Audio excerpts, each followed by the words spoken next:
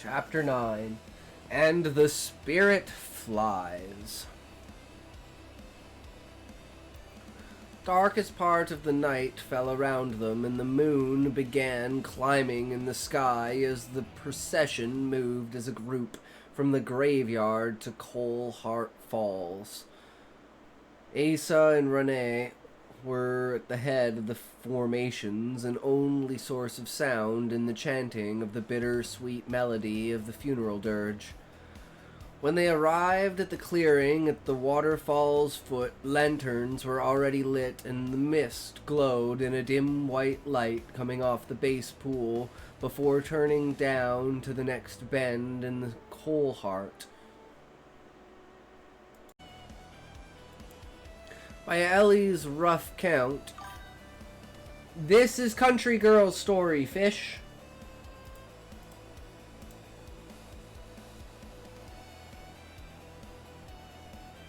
When they arrived at the clearing at the waterfall's foot, lanterns were already lit and the mist glowed in the dim white light coming off the base pool before turning down to the next bend in the Coral Heart.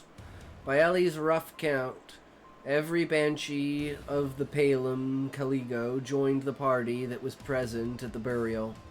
All apart from Renee were black-robed and hooded, but Ellie thought she noticed the brightness of Nally's eyes, shining like amethyst beads in the dim light.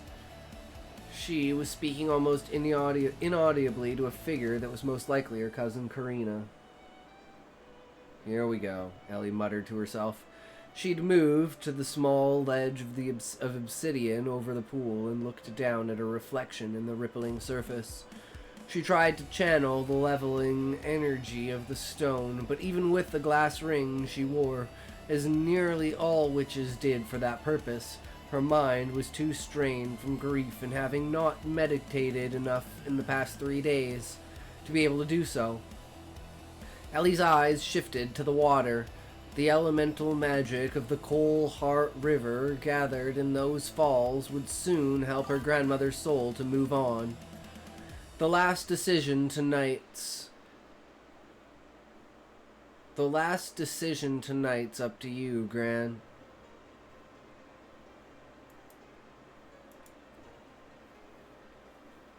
I'm reading that wrong. I'm retarded. That's, yeah. The last decision tonight's up to you, Gran. Hope you make the right one. Behind her, Ellie felt the vibrations of a low-volume confrontation, anger coming off Cord in waves, as it usually did when his temper reared. Don't even think about it, Cord growled. That made the other party Marcus Oslo, then. Tonight is hard enough for her without you. I just want to talk to her, Marcus muttered. Pay my respects. Then have some and leave her to the hell alone, she heard Cord say, and silently thanked him. Tonight would be hard enough without having to hash out old fights with Marcus. The last thing she needs, since losing Miss K, is you sniffing around, Oslo. Elv, Cord appeared by her side, touching her shoulder lightly. He noticed where she was looking and inclined his head respectfully to the water as a sign of deference in the unseen spirits. When he spoke again, his voice was barely audible, even at close range. Renee says it's time to start. You ready for this? You ask me that like I have a choice. Ellie turned her back on the water. True to Cord's information, the pool had begun to glow, a pale white that had no reflection in the light of the moon, full moon, almost directly overhead by this time. Come on, let's just get this over with. Dear friends, Renee spoke as the group reconvened. Ellie had failed in forcing herself to listen while the last rites of the body and burial had been monotonous in their tradition. Gran's remains were where they belonged, at least. Her soul was in question now. How would she feel now there was no trace of Kay left in the world? We gather here on this night as we have for generations to witness and bless the releasing of a soul, the spirit and life essence of Kay Rel Karis. In leaving this mortal realm by law, Her last rite is naming her successor of the Hollow Point Coven. The sound of rustling at the far edge of the clearing severed Ellie's attention from Renee's speech. Plainly, it wasn't just the wind and the trees. She could make out the glints of lichen eyes and many furred backs with raised hackles. Her own heart and lungs made her objections to these particular guests known. She very well may have suffered another attack had Cord not sensed her distress. Wolves. His voice cut through the tension in her mind as he held a vice grip on her arm to keep her standing upright. It's alright, you're safe. You knew the pack was going to be here to pay their respects. Nobody is getting hurt tonight. I know. She knew that there wouldn't be a werewolf threat tonight, or at least her head knew that. Her racing heart and sudden aching pull in her limbs were a different story. Feeling more than just Cord's eyes on her, Ellie focused again on Renee. The line of Banshee moved by her direction to the water's edge. Renee's High Mother was the first two?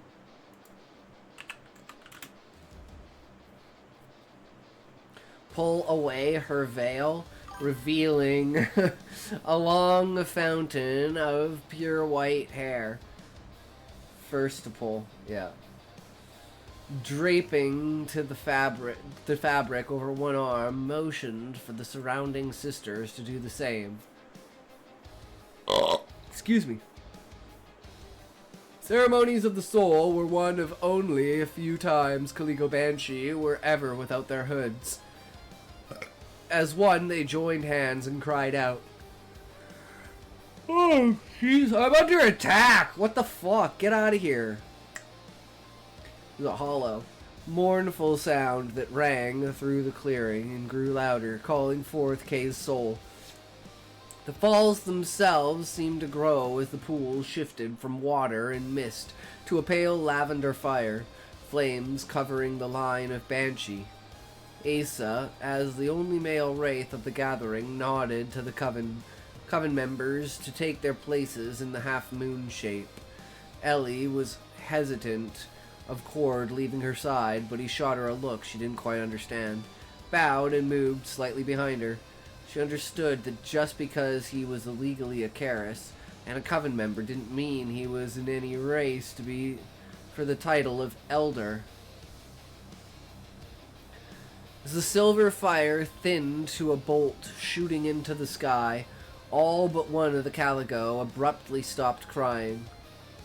Ellie's gaze fell to Nali, who alone continued to call out as the light of Kay's spirit manifested. So that had been the answer to her question by the spring pool, as she had been badgering her friend.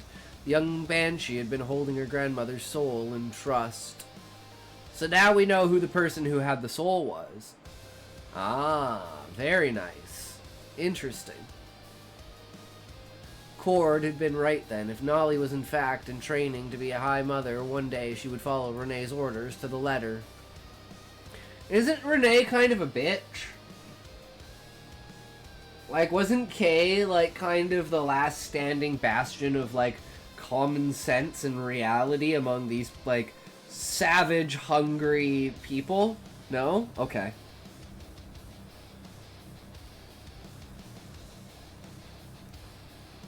All eyes followed the light darting this way, and that across the sky. Come on, Gran, will you please just tell us? Ellie couldn't help thinking to herself. She heard Cord's chuckle in agreement. Renee and Kay were good friends. Who was the one who Kay didn't like? I swear there was someone else who, like, they didn't like that was not M, but someone else. Or am I retarded?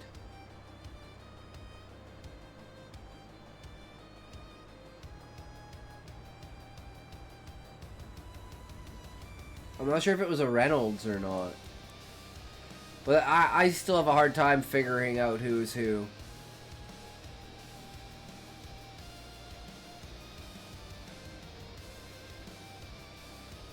All eyes followed the light darting this way and that across the sky. Come on, Gran. Will you please just tell us? Ellie couldn't help think to herself. She heard Cords chuckle in agreement. As quickly as it rose, the bolt fell back to Earth. For a moment, it widened to complete the circle of the coven. There was a new presence in the atmosphere that was so near tangible that it seemed to be anchored to every element of the world itself. You're suspicious of Uncle Wes for some reason, I think.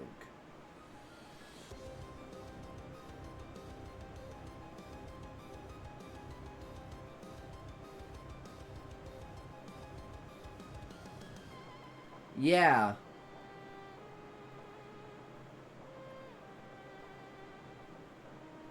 I don't know. I don't know. There's just something about him. And fuck was it? Tad, the other guy, who's like her uncle, right? Or no, he's not her uncle. He's like, how does Tad tie in again? I don't even remember. Is he like an uncle on the other side? Because isn't Wes a Renly? And she said that like they're like bad, or Reynolds, sorry, and they're like bad. Tad is, oh right, he's the marshal, so he probably helped her out with whatever situation it was that she had to run from, right? Because he seems to be like one of the few people that has her back now that Kay is gone.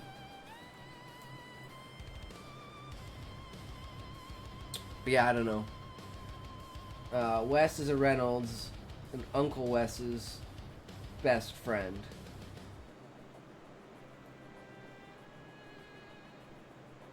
Tad is Wes's friend. Yeah. Okay.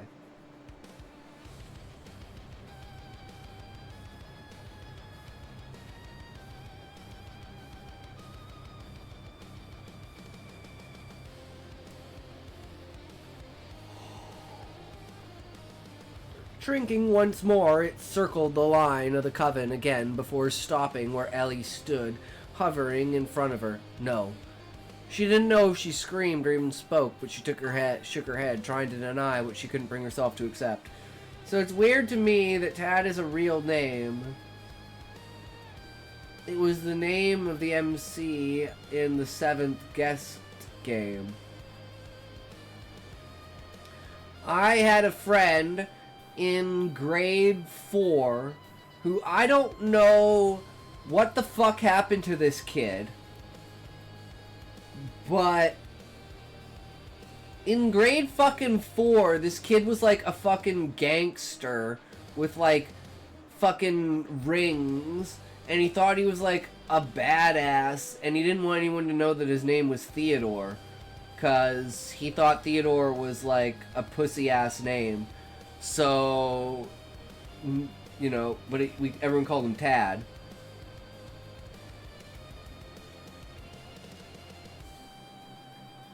But I was like, damn, man. I don't know, man. He was like a gangster from fucking birth. He was like 8 years old, fucking. I guess that's like 10 years old. 10 years old, fucking. That's okay. I know someone named Thorin. He's my ex-brother. Thorin's an epic name, though.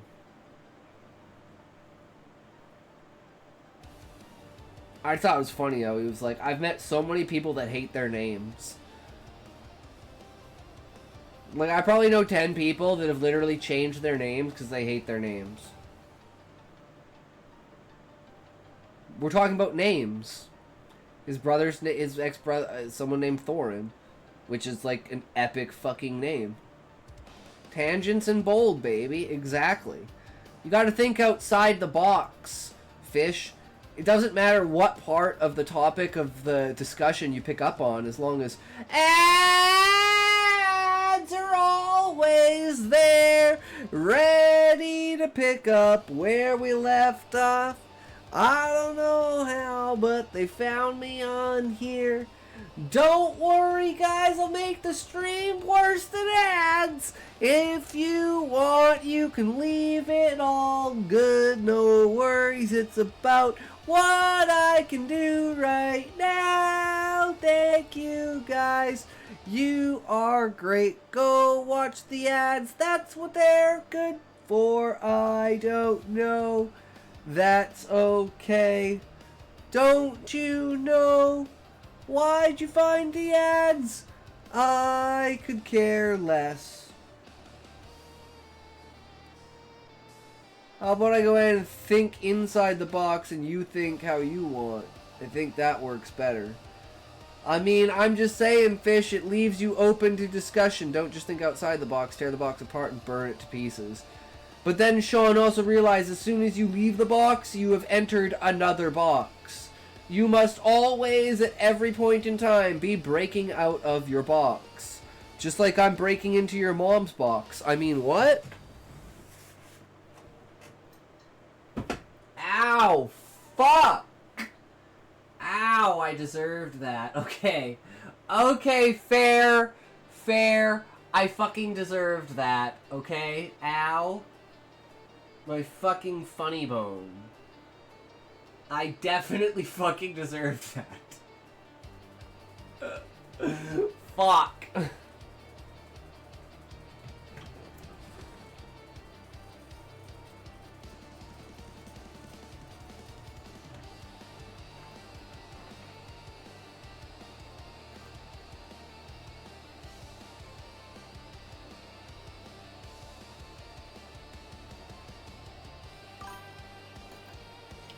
My mother only likes men who shower. Sorry, kiddo. Ooh, damn. Damn. Fish with the comebacks. I love it. That's some good shit. That's some good shit. Hell yeah, Fish. Bring it on. I am ready for the devastation. Actually, the point is, don't expect us to think. We're mammals who don't live mentally in the real world. So to an outsider's viewpoint, we can't think at all.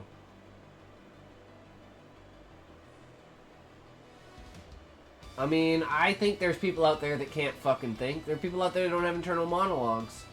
How are there people... How do you exist in the world without a homunculus? Like, if you didn't have a homunculus and you had aphantasia, like... How do you exist? Oh, that's no comeback. I'm being serious.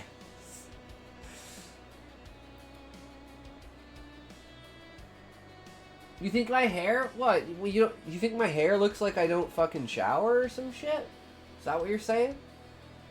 You're saying my hair is bad? Is that what you're saying? You taking your shit out on my hair?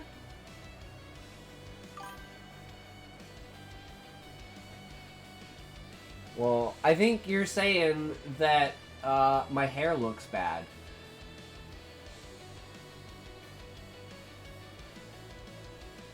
Only reason I don't shower is because my septic system is on the verge of collapse and I have to keep the water from going down the drain. That sucks, Sean. You think now? Be careful doing that. Yeah. Can lead me down dangerous places, Fish.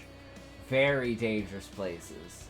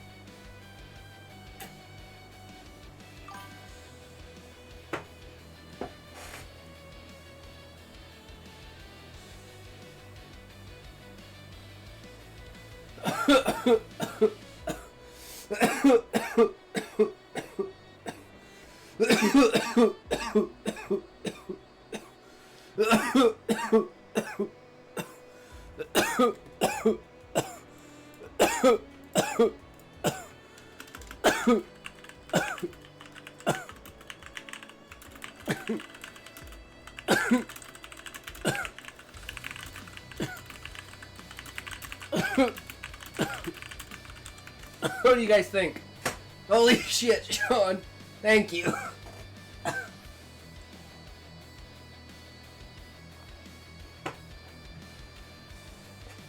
You know, when we're thinking, you can see the smoke coming out of our ears, even on camera. I think you have weak lungs. I'm taking a fat toke. Fuck you, fish. Like, look how fat that bowl is.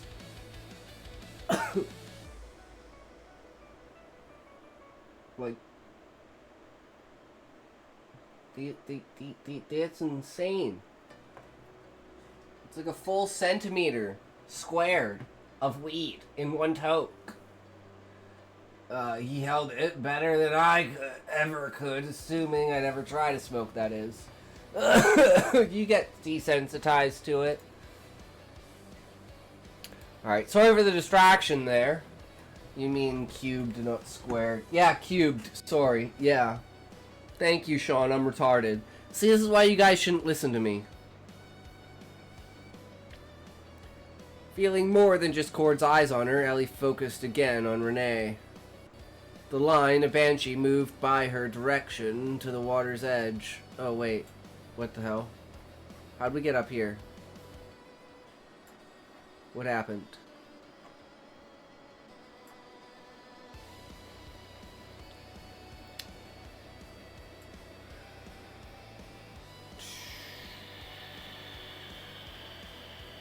She shook her head, trying to deny what she couldn't bring herself to accept. From McKay's transitioning soul appeared to bend. Yes, and I'm sorry. No, she repeated, this time at least hearing her own hoarse voice. No! The fire moved again until it was over her head and then completely engulfed her. Didn't burn, though she felt the presence of a hand on her shoulder, pulling her down until Ellie knelt on the grass floor. Gran's voice was soft in her ear. I am sorry to leave you, Elvina, but I'm not afraid of your future. You'll make me as proud as you always have. Fire shrank one last time and split in half as both pieces found their destinations. One at the spot on Ellie's shoulder where she'd felt the hand and one over her heart. After hovering for another moment, both flames sank into the positions where they would remain forever on her skin. She had seen the marks of Kay's own experience being named on a release ceremony, though hers had been secure on the palm side and the backs of her fingers, where her own father had said goodbye. Flames would leave bullet-shaped marks that would gradually fade into a shining metallic bronze. An occupied silence hung in the clearing that hushed at the sound of the falls. The voice was made. The choice was made. The ceremony was done. Kay Rel Murrieta Karis has made her last wish known. Renee's voice was formal, but plainly meant to be as comforting as she could make it. She moved from the Caligo line to stand in front of Ellie, still prostrate on the ground. She offered her hand, which after a moment...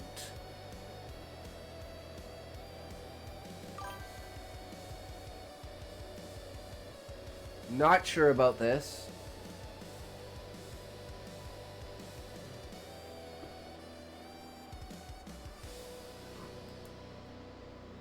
After a moment... What? It just kind of dies here. I don't know if you want to change this, or if there's a word I'm missing. I'm trying to think. Like fell? And to look into the aged face.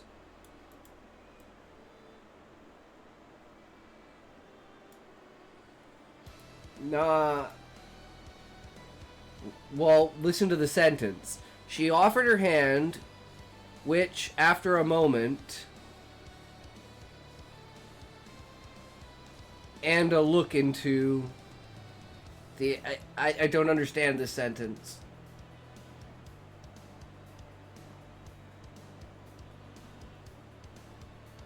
I don't know why which after a moment is why that's there. Like, I don't understand the sentence with it.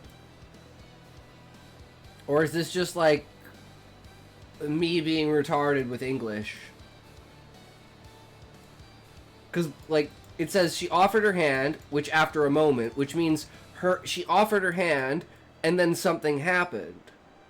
So I think the getting rid of which and just saying after a moment and looked into the aged face. Because which after a moment indicates a second action. So it would just be which after a moment she looked into the aged face.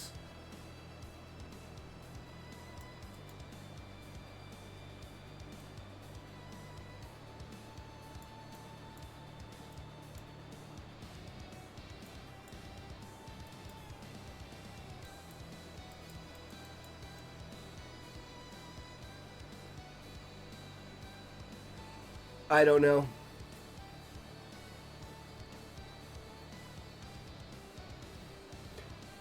It might be proper and I'm retarded, but it just feels really awkward to me. Like, I feel like which after a moment, Ellie took it looking into her face. Oh, I'm pretty sure it's right. It's just so odd to me. Like, maybe even because you don't need the comma because and? So she offered her hand, which after a moment, and a look into the aged face of the most respected of Palem Banshee, Ellie took it. So it's just the way that I was reading it, because there's supposed to be, there's an inferred comma between moment and.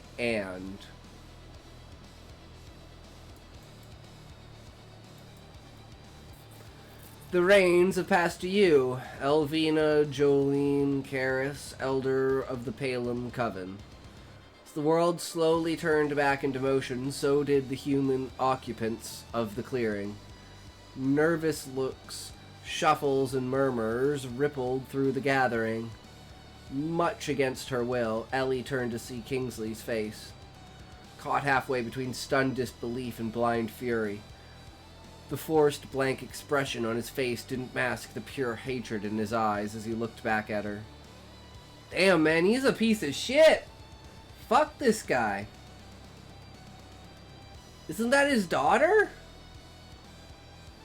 Like, this makes me question that I'm like, making a misconception between their fucking connection. Blood relation, but nothing else, right? Like, they basically hate her? Now she's like, ah, shit. Am I gonna get assassinated?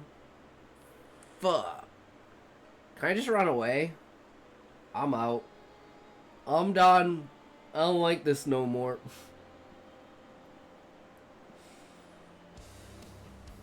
I probably should have never come here. It was passed over for his own daughter, for what he considered his birthright.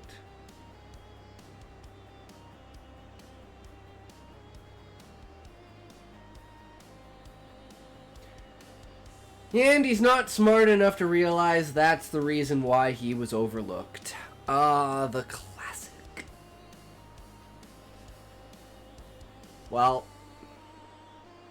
hey, she's the elder. She has the power. She could just banish them, right? She'd just be like, you know what? Fuck you guys. Get the fuck out of my coven. I'm done with your shit. Hey. He's Fredo Corleone.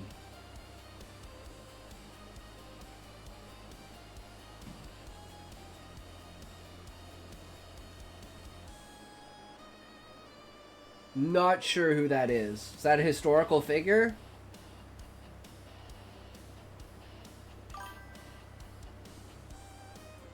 I don't know names. Is he like...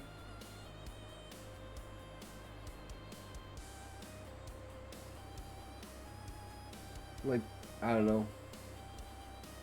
Yeah, I got that from Corleone, but I don't know which one Fredo is. See the old guy? Like the guy who used to be the head, who Middle child. We said be like one of the older brothers?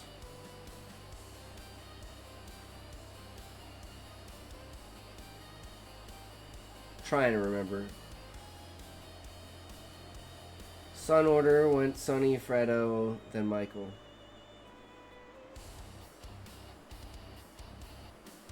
Okay.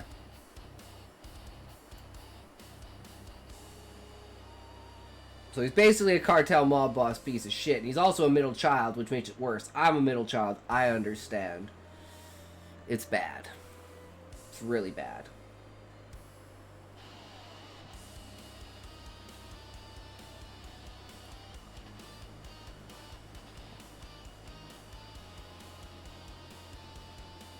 But yeah, you've already established he's kind of a piece of shit. So now it's just like, man, fuck this guy. I hope she gets rid of him. I hope she just casts him the fuck out. Has to be a trick. Lenny Ives muttering, carried around the low din of the gathering. Miss K couldn't mean that. We all know her grip wasn't what it used to be. Will you shut up? Ellie heard Charles Allslow hiss, his eyes fixed on Kingsley, waiting instructions. Though he is right, this doesn't make any sense.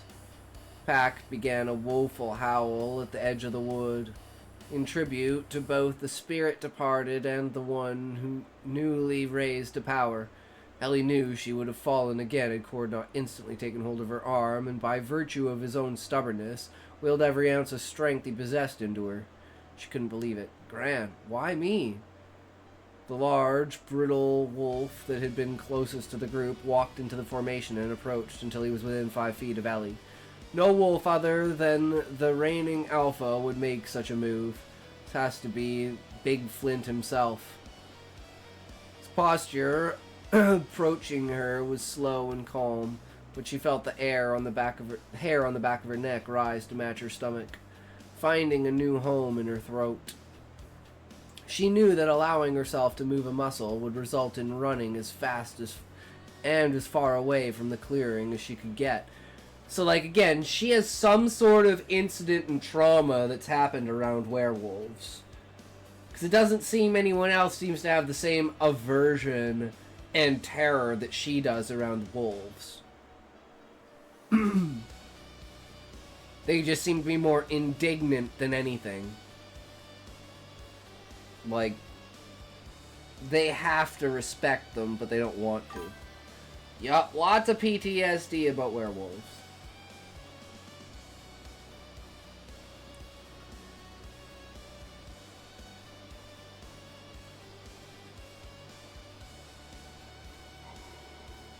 You know, all this had to be a mistake. She wouldn't believe it. Yet here was Alpha Big Flint teetered before her. Golden eyes flashed as they met her own deep brown. In what seemed like a never-ending gesture, Flint bowed his head in honor and respect, his gaze never breaking contact with hers. When he determined it long enough, Ellie could have sworn he winked at her before loping back to the edge out of the clearing. The rest of the pack followed, howling as they ran. Full moon hunt would be in honor of a coven elder past and her successor.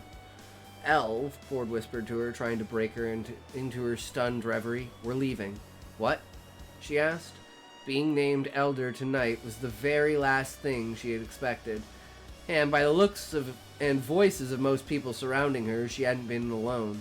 You, Kingsley shouted, barreling toward his still stunned daughter. How did you convince her? I don't know what you're talking about. Ellie wasn't sure if she said the words or shrieked them. She changed from leaning on Cord to clinging to him. Gran didn't say a word naming me. Lying little viper. Suggest you take a step back, Mr. Karras. Cord shifted to shield Ellie from her father's reach. His voice lowered to match Kingsley's. You wouldn't want to make a bigger scene now, would you? Move aside, Cortez. Kingsley's eyes and hands flickered, glowing in the faint rusted orange of his channel ring. This is between my daughter and me. Wrong. I am between your daughter and you. Cord stood, planting his feet. Ellie could sense the invoking of their bond. Her pard may not want a public confrontation tonight, but he'd use all the share of power he could to defend her. Heaven and earth, she prayed, that wouldn't be necessary. You have a problem with the decision Miss K made, huh? Take another step and you'll be able to answer her about it yourself. Alright, that's enough, fellas. Uncle Wes, in his molasses smooth voice, cut through the silent enmity of the clearing. Outside, cooler heads, it seemed. We're now willing to step in. Settle down, Your Highness, or I might have to have our good marshal book you for disturbing the peace. His eyes shifted from Kingsley to Cord.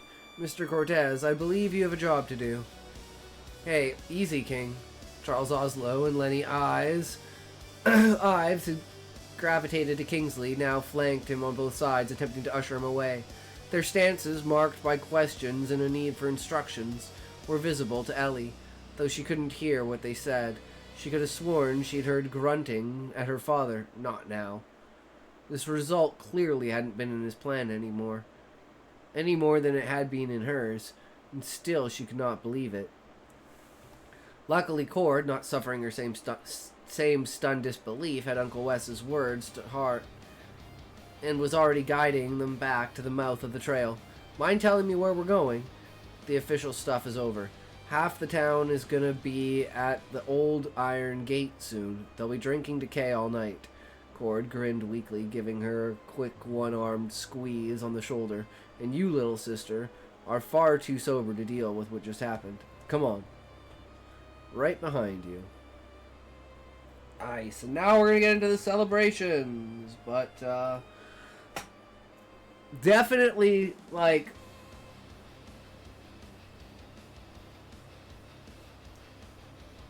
couldn't have gone worse for Ellie. But it'll turn around, right? Now the question is, what will she do with what she's been given?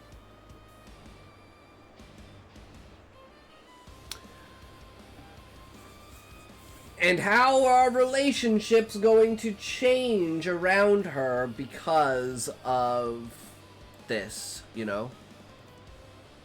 Like, I can already see, like, they're going to be plotting in the background, but there's also going to be people that support her. But then it's going to have to go into how did she get basically kicked out of town, and it's going to probably bring up a lot of stuff to do with her past. That would be my guess of where, like, it's going from here, right? And that it's more of a... next chapter, we get to enjoy watching Kingsley get backhanded in this stupid face. Because he is finally at the point where he has no authority. Question is, will she strip his authority? Can she even do that? Or is she just going to send him off to the Shadow Realm and be like, you know what? I'm just going to banish you. You're gone. Peace! Get out of here, motherfucker. I don't want anything to do with you no more. You Dunsky, doodle daisies. He's a done! Peace! Absolutely fucking justified. It had to be done. You know when and how. That's what it's all about. Seeing the payoff of the justification of the character and, like, you feeling sympathy for the character for the actions of other people is, like, really big in this, right? Like, the anticipation of either Kingsley's gonna get in charge and we're all gonna get fucked, or Ellie's gonna get in charge and she's gonna, like, fall apart. And can she truly be a leader?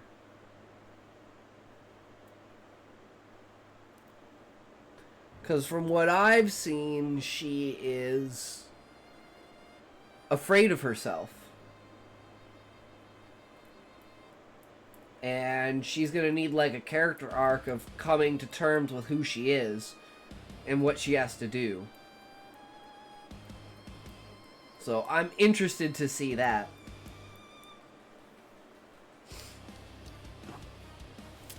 But yeah, very good chapter. You know, it definitely, it had all the payoffs I was expecting. Kingsley getting shut down, him still being like, and them questioning everything and being like, nah, this is bullshit. Rigged! Fucking rigged! Very much you've been handed the reins. Now, what are you gonna do with them? Yeah. Now is your time to flower, child. You must bloom. Show yourself to the world that you can be as great as they could never imagine. Show them the power of thinking outside the box, being your own person and not falling in line with what everyone expects you to do. Either that or she does fall in line. Either way, it's a character arc. And then the more you do with it, the more you can work with it later on, right?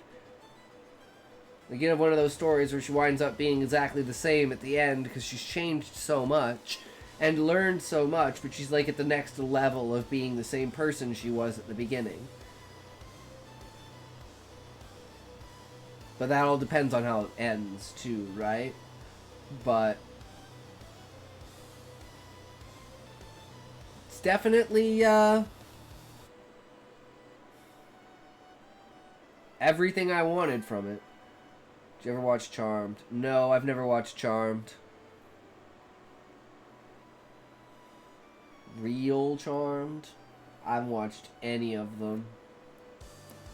No idea. Sorries. Alright, well, we all know what's next.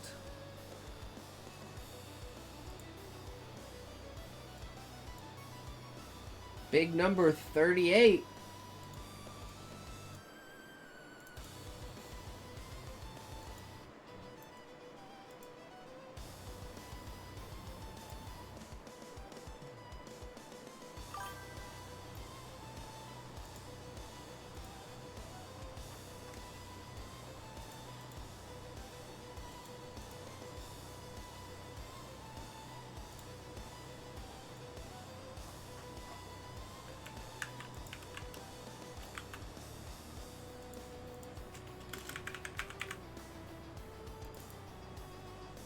Sean's Story, Chapter 38.